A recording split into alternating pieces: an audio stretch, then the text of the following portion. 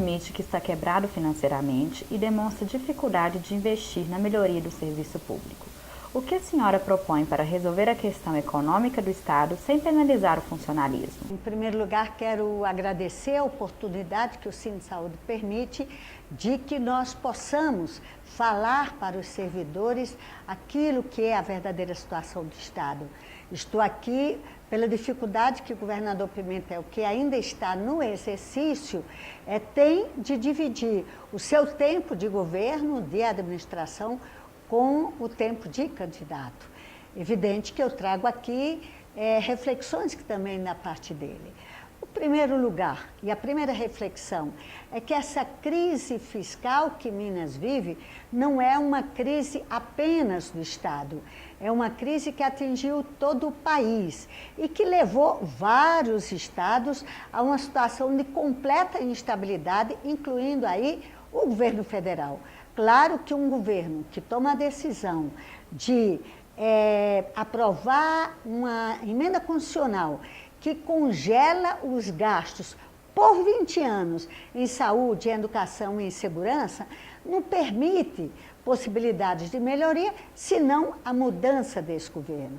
Por isso que o governador Pimentel e a Jo Moraes, que sou eu, estamos assumindo um compromisso que é, em primeiro lugar, tornar transparente todas as dificuldades fiscais e financeiras do Estado.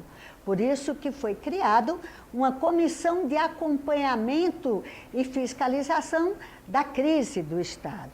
Em segundo lugar, nós defendemos que o presidente que nós estamos apoiando, o presidente Haddad, revogue a PEC dos gastos públicos. Se não revogar, nós não podemos fazer qualquer alteração para melhor na vida dos servidores. E, em terceiro lugar, nós queremos que, nesse esforço de sair da crise da parceria, para além de dar prioridade à segurança pública, à educação, como foi feito nesse período de resistência à crise, nós possamos incluir os servidores da saúde para garantir que sejam dos prioritários na atualização, no não parcelamento do pagamento e no compromisso de que eles possam participar da gestão e das definições em todas as áreas. Quais são os pontos centrais do seu programa de governo? Olha, o nosso programa, o programa do governador Pimentel e meu como vice, leva em conta que o primeiro desafio é manter um equilíbrio fiscal para garantir o pagamento da folha de servidores. Mas, além desta conquista, que exige mudanças, inclusive tributárias, nós precisamos ter um foco em algumas questões do modelo de gestão do Sistema Único de Saúde aqui em Minas. Antes disso, evidentemente, nós precisamos ter um compromisso com, em primeiro lugar, total apoio e luta e resistência para os princípios do Sistema Único de Saúde. A sua universalidade, a sua integralidade e a sua equidade, que são os pressupostos do Sistema Único, que é qualquer pessoa ter direito a ser atendido no SUS, qualquer pessoa ter um atendimento integral e qualquer pessoa ter a mesma condição de ser atendida, a igualdade das condições de atendimento, que deve orientar a nossa plataforma.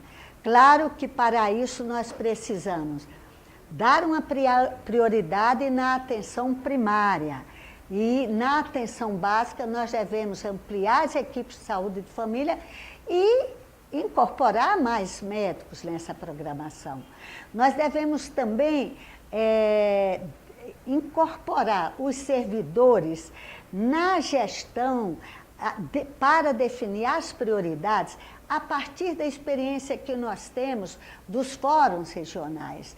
Está errado que a gente defina prioridades, defina pagamentos a partir da Avenida Afonso Pena.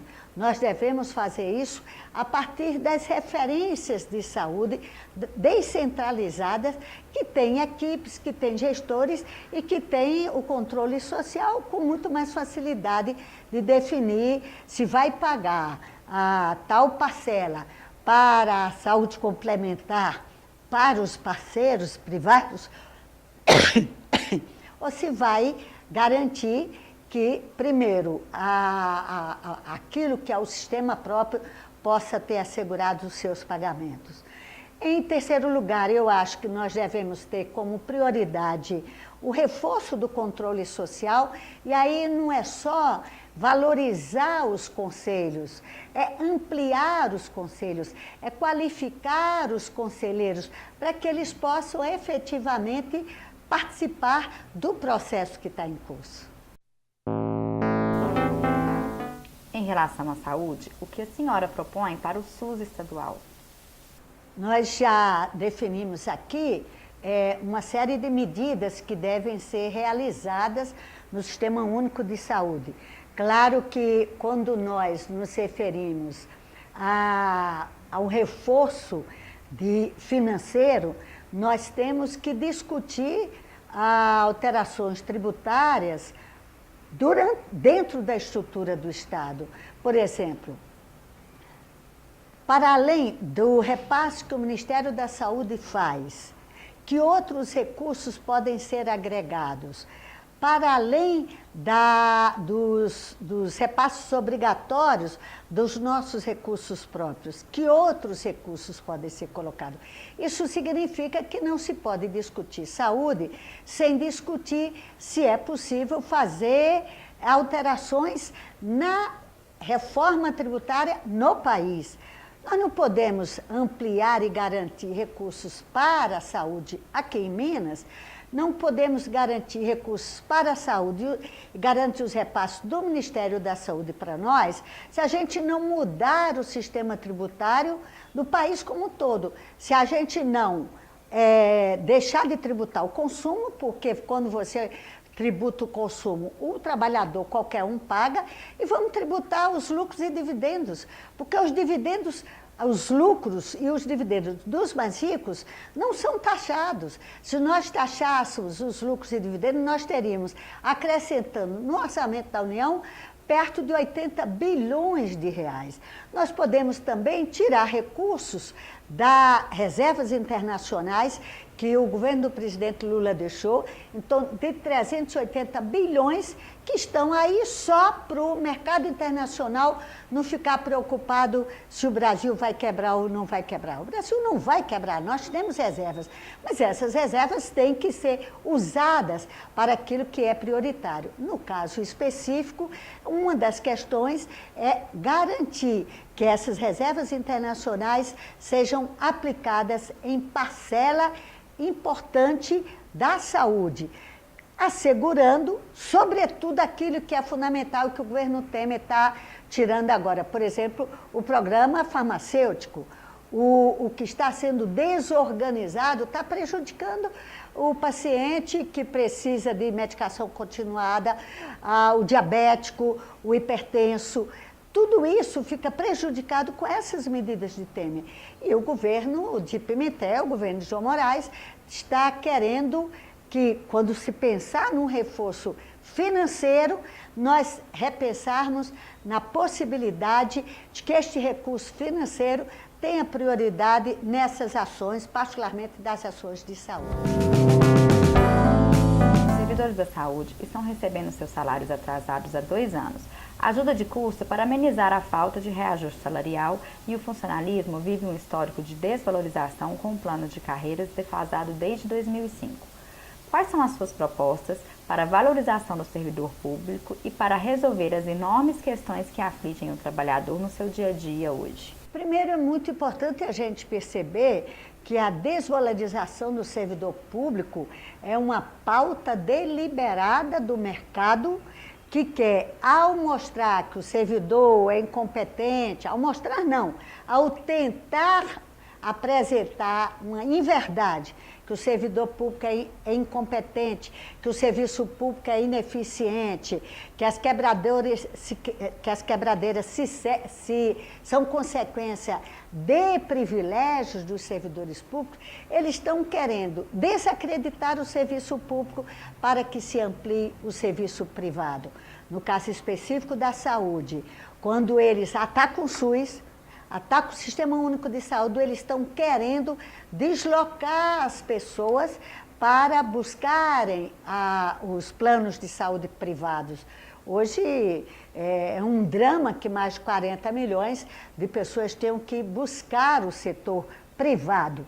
Só que a crise econômica a qual o governo Temer jogou a população, inclusive a classe média, ele está fazendo com que muitos trabalhadores, muitos integrantes da classe média se desloquem do plano de saúde e vão para o Sistema Único Público.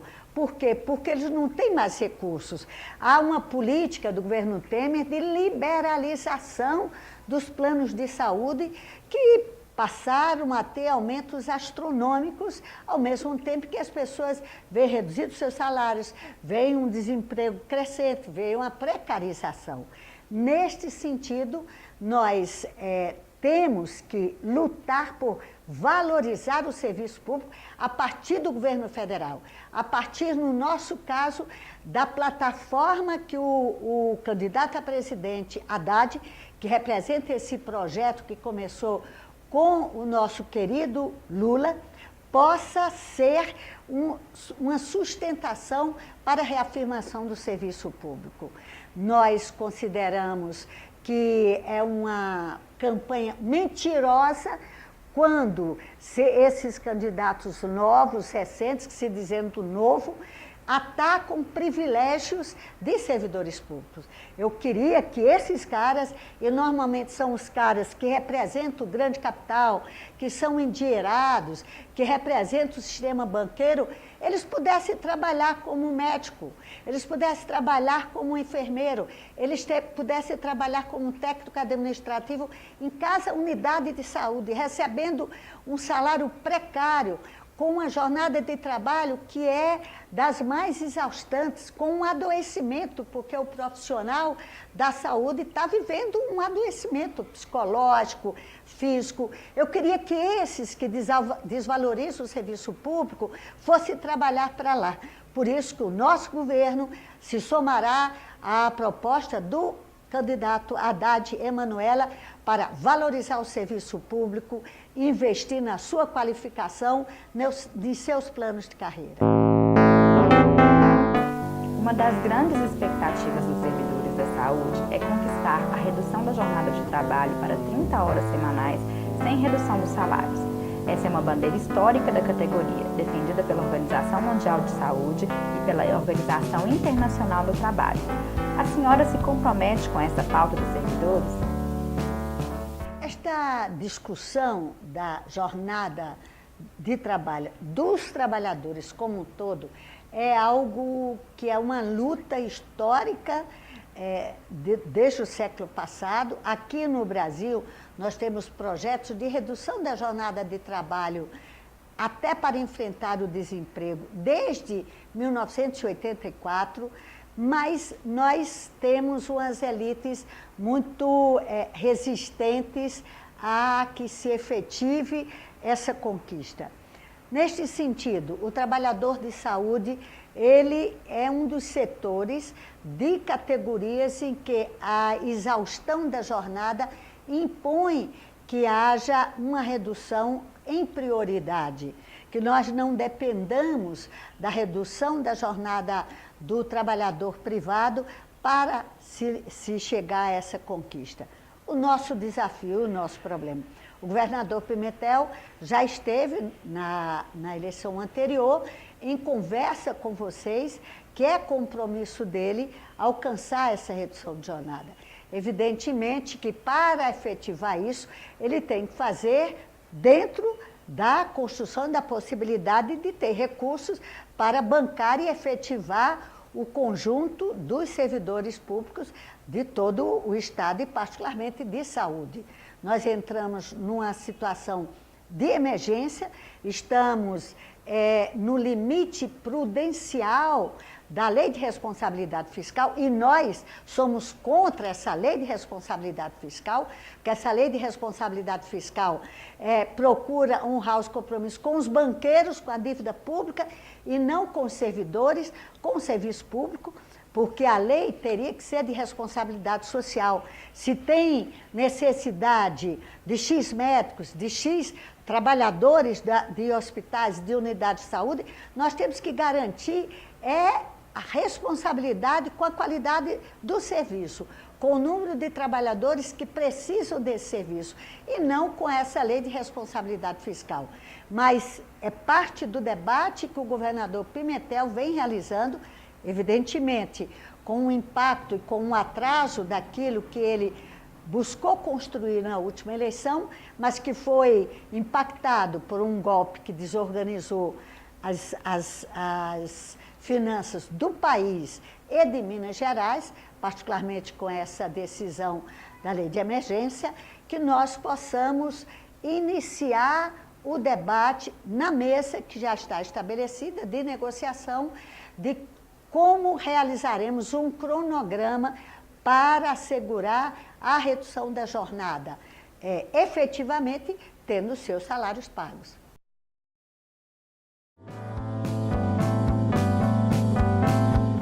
Eu queria dizer para vocês que nós somos parceiros da luta pelo Sistema Único de Saúde contra toda a ofensiva do mercado para tirar direitos.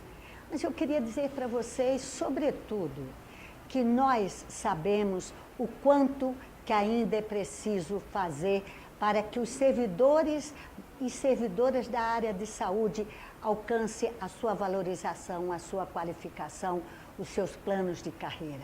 Uma coisa vocês tenham certeza, nesta mesa de negociação, na comissão de acompanhamento, nós estaremos vigilantes e temos o compromisso de que todos os benefícios que foram concedidos serão garantidos, porque foram uma forma criativa de que nós pudéssemos driblar os limites da Lei de Responsabilidade Fiscal, mas, sobretudo, uma forma que reconhece que vocês merecem muito mais. Os benefícios serão mantidos.